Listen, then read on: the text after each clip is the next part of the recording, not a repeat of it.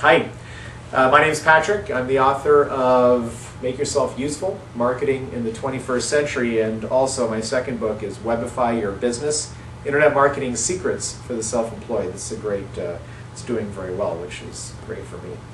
We're going to spend the next 2 or 3 minutes talking about Sarah Palin. What a polarizing figure she has become, Sarah Palin. And what can we learn from her as small business owners, marketers, entrepreneurs? So look, Sarah Palin is either loved or hated, pretty much. Very polarizing. And I live here in the San Francisco Bay Area, so certainly most people around here don't like Sarah Palin. Okay, but they're not really fair to her either. So let's just kind of dispel a couple of things. Number one, Sarah Palin is a very effective politician. What's a politician's job? A politician's job is to rally the troops, get their base excited, get the votes they need, and motivate people to go to the polls and cast their ballot. Sarah Palin does that. The people who like her love her. Okay. Secondly, she's obviously a beautiful woman. And if anyone says, if you're talking about Sarah Palin and someone says that she's not a beautiful woman, that person is just, to me, is just basically an idiot who can't be objective or compartmentalize. They probably don't like her or don't like her policies, and so they get it all muddled up in their head, and so they project that dislike onto her looks. Sarah Palin is a beautiful woman, no question. Now, by the way, I don't agree with Sarah Palin's views on many things, and I don't think she's very smart either. But I think that remains a fairly objective thing. I mean, there's been a lot of examples. If you've got to write stuff on your hand to remember what to say, and some of the briefings that she had leading up to the presidential race, I mean, she really doesn't know much at all of what's going on outside of our borders here in the United States. But that's part of the point. Sarah Palin understands her audiences. And as a business, you need to understand your audience too. You need to cater to the people who like you. You want them to love you. The people who don't like you, they're not going to like you anyway. So don't worry about those people. Worry about the ones who like you. And the people who like Sarah Palin, they could care less what's going on in Europe or South America or China or anywhere else. And this is a quality that is maybe unique to the States.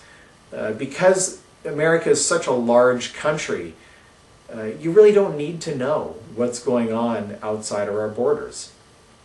I grew up in Canada. It's totally different. In Canada, when you watch the news, you always hear the European perspective, the Asian perspective, and the American perspective. And the reason is that Canada is a huge country geographically, but it's not a big country by population. So we're affected by those things. We're affected by what goes on in Europe. We're affected by what goes on in Asia. And certainly we're affected by what goes on in the States, which is immediately south of Canada. But here in the States, you don't see that. The American media, they never show anything about that stuff because nobody cares. And certainly the people that Sarah Palin is catering to, they could care less. They have no idea.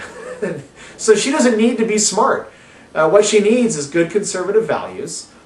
She needs to be anti-abortion, right? I mean, that's a big one. She needs to be Christian.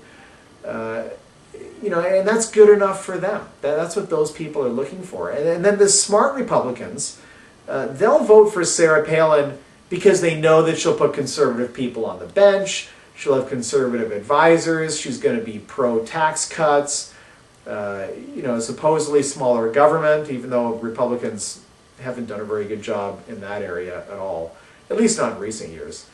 But all those sorts of policies that favor capitalism, the free market system, the wealthy people in our country. So Sarah Palin, and by the way, Sarah Palin got blamed for the election loss, McCain's election loss. That's bullshit, if you ask me. I just think that's complete garbage. I think that what really happened is that the focus of the election turned to the economy, where the Republicans were lagging in the polls to begin with on that issue. If it was national security or something else, they were doing much better. But the crisis happened, the meltdown happened just in the nick of time, because Barack Obama and McCain were neck and neck at that point. In fact, some polls had McCain ahead. And then the economy melted down, and so the focus shifted to the economy, and Barack Obama pulled ahead and won. And so what happens? They blame Sarah Palin for the loss. I'll tell you something, if they would have won, if the financial crisis would have happened 6 months after it did, McCain could easily have won, and if he did, Sarah Palin would have been the hero of that campaign. So I think to a large extent people are unfair to Sarah Palin, even though I think she's not smart. She doesn't have to be smart to be an effective politician. And we as small business owners can learn from that because we need to understand our audience. And you need to cater to your base. Figure out who loves you or who likes you and make them love you. And don't worry about who you're pissing off. Some people would say that if you're not pissing off people, you're not doing something right.